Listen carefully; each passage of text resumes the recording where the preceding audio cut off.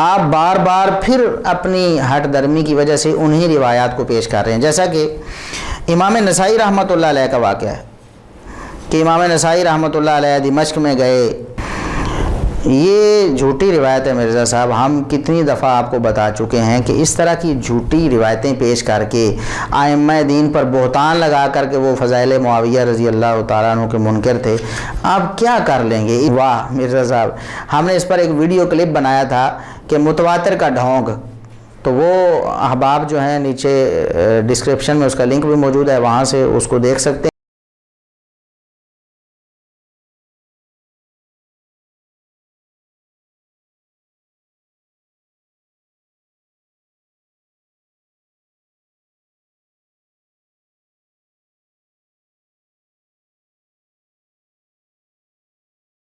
رحمہ اللہ، جن کی یہ سنن نسائی پڑھی ہوئی ہے مسلم کے نیچے، اہل سنت کے مین امام ہے، 303 ہجری میں فوت ہوئے۔ جب دمشق گئے تو آپ کو پتا اسپین میں تو آل امیہ کی حکومت رہی، باقی جگہ آل عباس کی تھی، وہ تو سب و شتم ختم ہو گیا۔ دمشق میں لوگ حضرت علی پہ ابھی تک لعنت کرتے تھے، 300 سال گزر چکے تھے۔ تو حضرت امام نسائی کو بڑا غصہ آیا، انہوں نے پھر ارادہ کیا کہ میں حضرت علی کے فضائل پہ ایک کتاب لکھوں۔ انہوں نے ایک کتاب لکھی خصائص علی، ٹھیک ہے، خصائص علی 194 احادیث صرف مولا علی کی شان میں بیان کی۔ اور انہوں نے جب درس شروع کیا تو وہاں پہ لوگ ناسبی بیٹھے تھے، ناسبی وہ ہوتے ہیں جو حضرت علی سے بغض رکھتے ہیں، رافضی وہ ہوتے ہیں جو حضرت ابوبکر و عمر پہ سب و شتم کرتے ہیں۔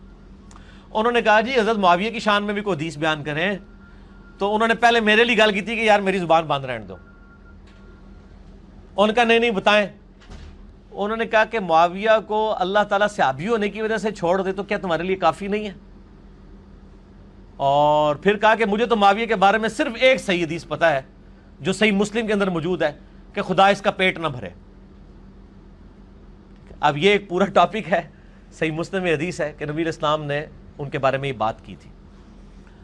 وہ میرا آپ کلپ دیکھ لیں، رپلائی ٹو ڈاکٹر اسرار آن کیا حضرت معاویہ کاتب وحی تھے۔ وہ کاتب وحی والی بات جہاں سے لیتے ہیں اس میں پوری بات یہ بھی لکھی ہوئی ہے، میں اس کو سکپ کر رہا ہوں، 5B میں آپ خود پڑھ لیجئے گا۔ تو ان کا یہ حدیث ہی ہے، بس یہ بات کی تو ناسبی ان پہ ٹوٹ پڑے، ان کو اتنا مارا، ان کی شرمگاہ کے اوپر بھی ضربیں لگائی، حتیٰ کہ وہ قریب المرگ ہو گئے۔ تو انہوں نے وصیت کی کہ مجھے اسی حالت میں مکے لے جاؤ۔ مکے لے گئے اور ان کی خواہش تھی کہ اہل بیت کے گھر تھے نا مکے میں جہاں پہ، انہوں نے کہا مجھے وہاں پہ دفن کرنا، اہل بیت کے لیے شہید ہوئے، اور ان کی لاش وہاں پہ پھر دفن کی گئی۔ یہ جو باب بنو ہاشم ہے نا خانہ کعبہ شریف کا، اس کے پاس ان کو دفن کیا گیا۔ اب تو خیر وہ ان کی قبر کے آثار مٹ چکے ہیں، لیکن وہ اس طرف دفن کیے گئے تھے۔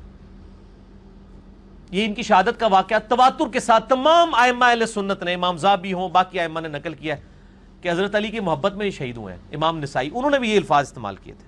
خصائص علی انہوں نے لکھی، یہ بھی اردو میں آ چکی ہے، میں بریلویوں کا ترجمہ ہی دکھاتا ہوں۔ غلام سعود سعیدی صاحب میرے استاد، ان کے بڑے لائق ترین شاگرد، اور آپ سمجھ لیں یہ اس دور کے بریلویوں کے محدث ہیں۔ قاری ظہور احمد فیضی صاحب، میری ان سے پرسوں تقریباً آدھے گھنٹے کی فون پہ بات بھی ہوئی ہے، بڑی شفقت فرمائی انہوں نے خصائص علی کی شرح لکھی ہے آلموسٹ کوئی 1200-1300 صفحوں پہ۔ یہ یوٹیوب پہ ہم دکھا دیتے ہیں، آپ یہ خریدیں بھی، ضیاء القرآن پبلیکیشن سے بھی آپ کو مل جائے گی، مکتبہ باب العلم سے اور جامعہ علی المرتضیٰ لاہور سے شائع ہوئی ہے۔ ضیاء القرآن پبلیکیشن جو لاہور میں، ان کو فون کریں، ان سے بھی آپ کو مل جائے گی خصائص علی۔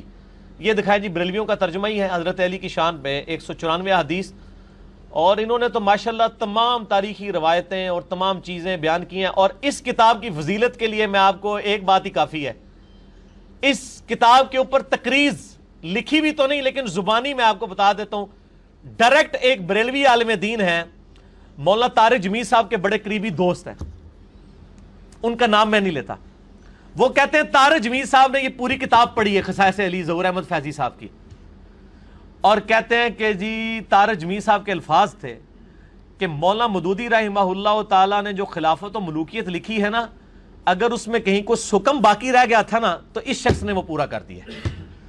اور وہ کہتے ہیں کہ میں اس کو گریڈنگ میں خلافت و ملوکیت سے اوپر کتاب سمجھتا ہوں، یہ طارق جمیل صاحب نے کہا۔ ٹھیک ہے جی، خصائص علی حضرت علی کی شان میں امام نسائی نے لکھی ہے، اور یہ جو شرح لکھی ہے نا انہوں نے ظہور احمد فیضی، اور یہ طارق جمیل صاحب کا ہی حوصلہ ہے کہ دیوبندی عالم ہو کے ایک بریلوی عالم کی شرح کو کہہ رہے ہیں کہ اتنی بہترین شرح ہے۔ یہ طارق جمیل صاحب کے چونکہ کامنٹس ہیں اس لیے میں اس کتاب کو انٹروڈیوس کروا رہا ہوں۔ یہ تو 1000 کاپیاں اس کی اس وقت 2011 میں چھپی تھی، شاید ساری بھی نہ بکی ہوں، لیکن امید ہے انشاءاللہ جب ہم انٹروڈیوس کرواتے ہیں تو پھر نئی پرنٹنگز کروانی پڑ جاتی ہیں لوگوں کو۔ تو یہ نیکی کریں، اور ان کے ساتھ بھی نیکی ہے۔ یہ کتاب پہ اگر کوئی نمبر لکھیں تو میں بول بھی دیتا ہوں آپ کو۔ ہاں جی لکھیں براہ رابطہ۔ ایک نمبر ہے 030024955037، دوسرا نمبر بھی 0300 کے ساتھ ہے 45173665، تیسرا نمبر بھی 0300 کے ساتھ ہے 41500021۔ ان تینوں میں سے اس مصنف کا نمبر کوئی بھی نہیں ہے، ان کا نمبر میرے پاس سیف ہے۔ ان کا نمبر میں ان کی اجازت کے بغیر اس طرح ان کیمرہ بتا نہیں سکتا، جو لکھے ہیں انہوں نے میں نے وہ بتا دیے تاکہ اگر کسی نے کتاب منگوانی ہو تو یہ منگوا سکتے ہیں۔ میں تو 2012 میں خریدی تھی، اس وقت ساری پڑھی تھی، تو آج یہ اتنے سالوں کے بعد ضرورت پڑی۔ شکر ہے یہ کتاب بڑی مشکل سے ملی ہے، یہ کہیں ایک بھائی کو دی تھی تو وہ شکر ہے کہ آخری وقت میں مل گئی، یہ بھی کرامت ہوئی ہے جی، ورنہ یہ بیچارے ڈھونڈ رہے ہیں، ایک مہینے سے نہیں مل رہی تھی۔ لیکچر سے تھوڑی دیر پہلے انہوں نے گھر فون کیا، ان کے لب گئی ہے، اور بھائی یہ کہہ اے اللہ دی تائید ہے۔ کل تک بھی میں اتنا پریشان، میں نے وہ شاپ پہ بھی فون کیا، وہ کہتے ہیں نسخے ختم ہوئے ہیں لاہور سے۔ میں نے کہا لو، پہلے میں نے ارادہ کیا کہ میں آپ لوگوں کو کہوں کہ لاہور سے لیتے ہیں، میں نے دکھانی ہے۔ آج میں درس سے پہلے بڑا پریشان تھا، میں نے اس کو پھر گلا کیا، میں نے کہا یار میں نے دکھانی تھی وہ کتاب۔ ویسے تو میرے پاس اور لوگوں کی بھی موجود ہے، لیکن بریلویوں کی دکھائیں تو وہ اپنا ترجمہ پڑھیں گے۔ تو انہوں نے بائی چانس فون کیا، انہوں نے کہا یہ لگ گئی ہے۔ ان کی وائف نے کہا شکر الحمدللہ ہم نے یہ دکھا دی ہے، اللہ کا شکر ہے۔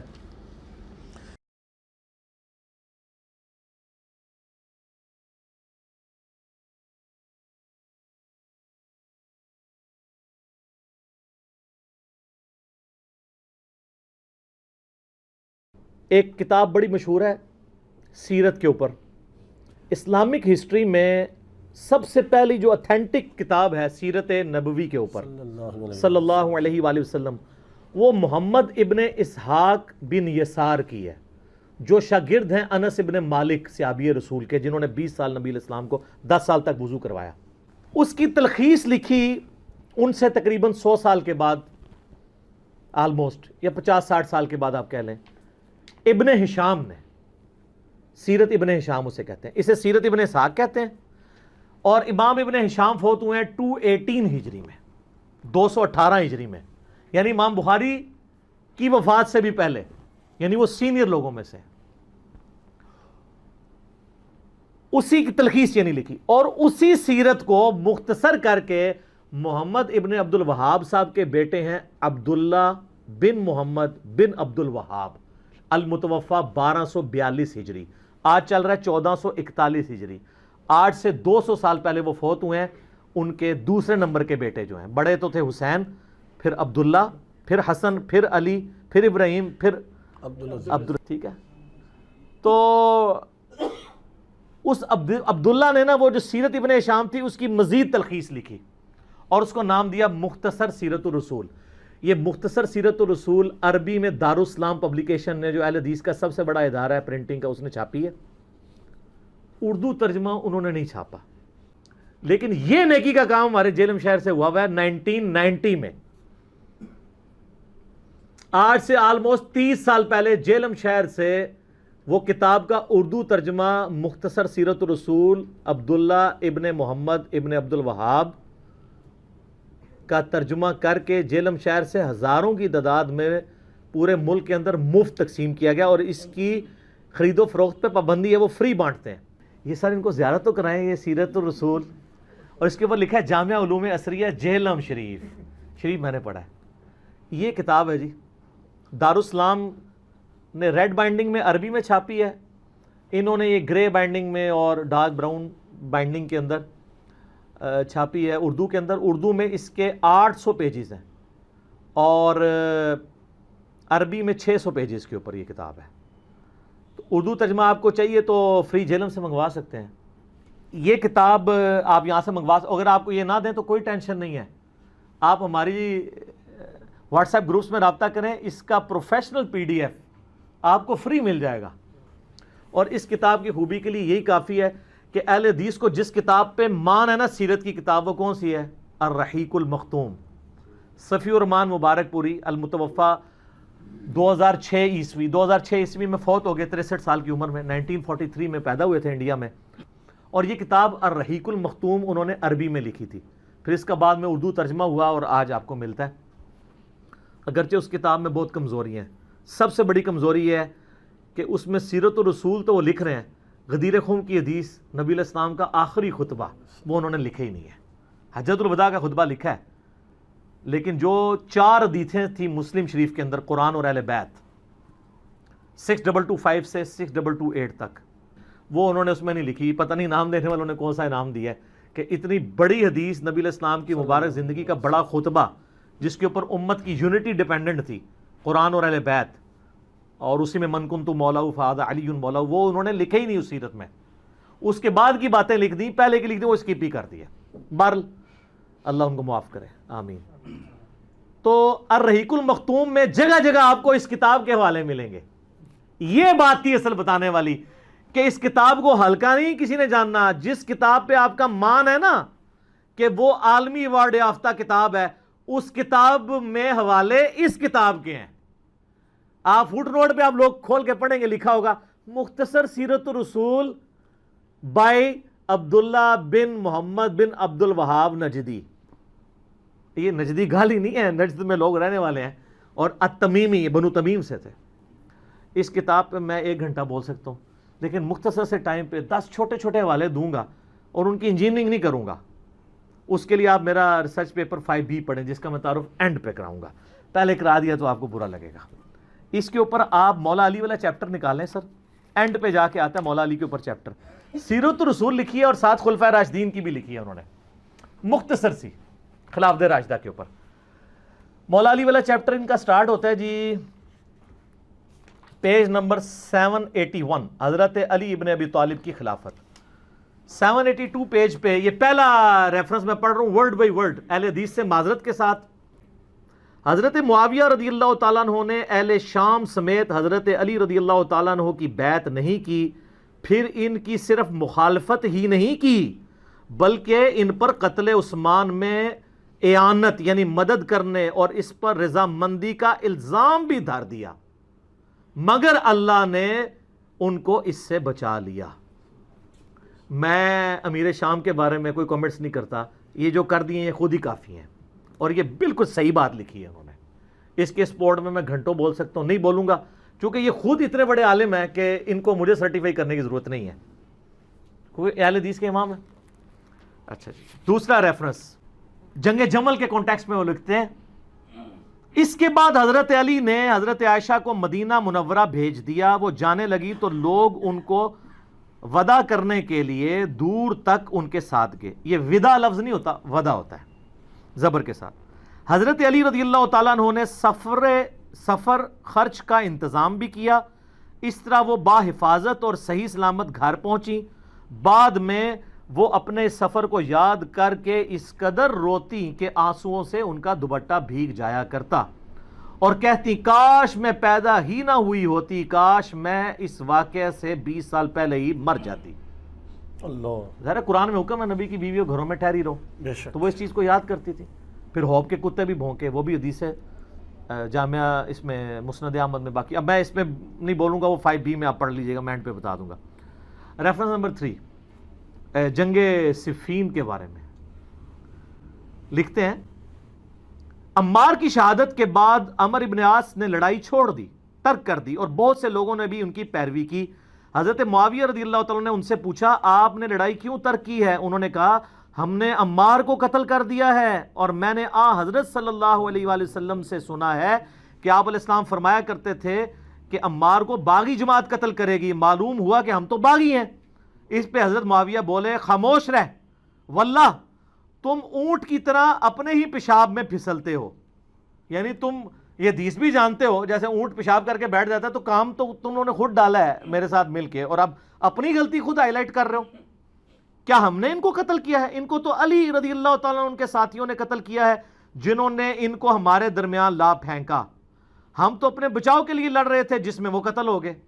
ان کا حضرت عمار جو لڑنے آئے تھے حضرت علی کے ساتھ نہ آتے تو نہ قتل ہوتے. یہ اسی طریقے سے ہے کہ نہ آپ روڈ پہ چڑھتے نہ ایکسیڈنٹ ہوتا نہ قتل ہوتے. اچھا آگے سنیں, حضرت علی رضی اللہ تعالیٰ عنہ کو جب حضرت معاویہ کی اس بات کی خبر ہوئی تو انہوں نے کہا اگر میں نے ان کو قتل کیا ہے یعنی حضرت عمار کو تو پھر اپنے چچا حضرت حمزہ کو حضرت نے قتل کیا ہے جنہوں نے ان کو کفار کے مقابلے میں بھیجا تھا۔ اے پھکی دیتی اینٹی وینم الزامی جواب کہ اگر حضرت حمزہ حضور کی طرح لڑتے ہوئے مارے گئے ہیں تو کیا حضور نے قتل کروایا ہے کبھی کافروں کے مقابلے پہ بھیجا؟ اگر عمار کو میں نے تیرے مقابلے پہ بھیجا ہے امیر شام کے مقابلے پہ تو مجھے تم قتل ٹھہرا، یعنی وہ اینٹی وینم والا جواب دیا۔ چوتھا ریفرنس جنگ نہروان خوارج کے خلاف، وہ کہتے ہیں کہ کافی انہوں نے ڈسکشن کی ہے، اس میں لکھتے ہیں ابو سعید خدری کہتے ہیں کہ میں نے رسول اللہ صلی اللہ علیہ وسلم سے سنا تھا خوارج کے بارے میں، وہ جو بخاری مسلم کی حدیث ہے کہ وہ دین سے ایسے نکل جائیں گے جیسے شکار سے تیر اپنے شکار سے نکل جاتا ہے۔ اینڈ پہ وہ کہتے ہیں میں گواہی دیتا ہوں، یہ بھی بخاری مسلم دونوں میں ہے، کہ علی نے ان کو قتل کیا تھا اور میں بھی ان کے ساتھ شامل تھا۔ انہوں نے اس آدمی کو لانے کا حکم دیا جس آدمی کے بارے میں بخاری مسلم میں آتا ہے کہ ان کا سرغنہ وہ ہوگا کہ جس کا ایک بازو کٹا ہوگا اور اس کی جگہ گوشت کا ایک لوتھڑا لٹک رہا ہوگا، تو اس کی لاش 3 دفعہ ڈھونڈی گئی، بخاری مسلم میں آتا ہے نہیں ملی، پھر حضرت علی خود گئے اور لاشوں میں سے نیچے سے نکالی، تو وہاں پھر صحابہ نے نعرہ لگایا کہ حضرت علی حق پہ ہیں، کیونکہ نبی علیہ السلام نے پہلے ہی فرمایا تھا کہ یہ ان کے سرغنہ کی نشانی ہوگی۔ پھر وہ کہتے ہیں کہ صحیح مسلم میں حضرت ابوبکر رضی اللہ تعالیٰ عنہ سے مروی ہے کہ اگر وہ فوج جو خوارج سے لڑے گی اس کے ثواب کو جان لے جو حضرت کی زبانی ان کے لیے مقرر کیا گیا ہے تو وہ مزید عمل کرنے کی ضرورت ہی محسوس نہ کریں اور اسی پر بھروسہ کر لیں۔ یعنی خوارج کے خلاف لڑنا اتنی بڑی نیکی ہے کہ اس کے بعد خارجیوں کے خلاف لڑنے والوں کو اور کوئی نیکی کا کام کرنے کی ضرورت نہیں، جیسے بخاری مسلم میں آتا ہے کہ اہل بدر کی ہر غلطی معاف ہے، اس طرح خوارج کے خلاف جو حضرت علی کے ساتھی تھے ان کے بارے میں مسلم شریف انہوں نے ویسے لکھا حضرت ابوبکر سے مروی ہے، وہ حضرت علی سے ہی مروی ہے، اور اس کے سٹارٹ میں حضرت علی وہ بھی کہتے ہیں کہ مجھے آسمان سے زمین پہ گرا دیا جائے میں یہ برداشت کر لوں گا، لیکن یہ برداشت نہیں کروں گا کہ میں کوئی ایسی بات کروں جو میں نے خود رسول اللہ سے نہ سنی اور میں تمہیں بیان کروں، یعنی حدیث معاملے میں اتنی احتیاط صلی اللہ علیہ وآلہ وسلم۔ پانچواں ریفرنس یہ کہتے ہیں نا جی وہ جی حضرت عثمان کو عبداللہ ابن سبا اور پتہ نہیں کوئی یہودی پارٹی تھی آل امیہ کو بچانے کے لیے، میں نے بخاری مسلم سے ثابت کیا ہے آل امیہ کی وجہ سے حضرت عثمان شہید ہوئے ہیں، ان کے گورنروں کی وجہ سے۔ انہوں نے حضرت عثمان کا چیپٹر پڑھیں کہیں نہیں ڈالا عبداللہ ابن سبا کا نام تک نہیں لکھا، الٹا حضرت علی والے چیپٹر میں انہوں نے بتایا کہ یہ جو حضرت علی کی شان میں غلو کرنے والے رافضی تھے وہ حضرت علی کے دور میں نکلے ہیں، اس کے اوپر پورا چیپٹر انہوں نے بنایا ہے۔ فرقہ غالیہ کا خروج، حضرت علی کے زمانے میں ایک غالی فرقہ پیدا ہوا، کرتے کرتے نا اینڈ پہ وہ لکھتے ہیں کہ حضرت علی نے اپنے غلام قمبر کو بلایا اور پھر انہوں نے جو ہے نا وہ ان لوگوں کو آگ میں جلا دیا جن لوگوں نے حضرت علی کے لیے الوہیت کلیم کی تھی، جس کی باقیات آج کل یہ نصیری ہیں۔ ریفرنس نمبر 6 حضرت علی کے بارے میں لکھتے ہیں کہ لباس اور خوراک میں آپ کی سادگی بیان سے باہر ہے، آپ کا عمل اور فضل اسلام کی طرف سبقت اور رسول اللہ کی مائیت میں کفار سے جہاد ازر من الشمس ہے صلی اللہ علیہ وآلہ وسلم۔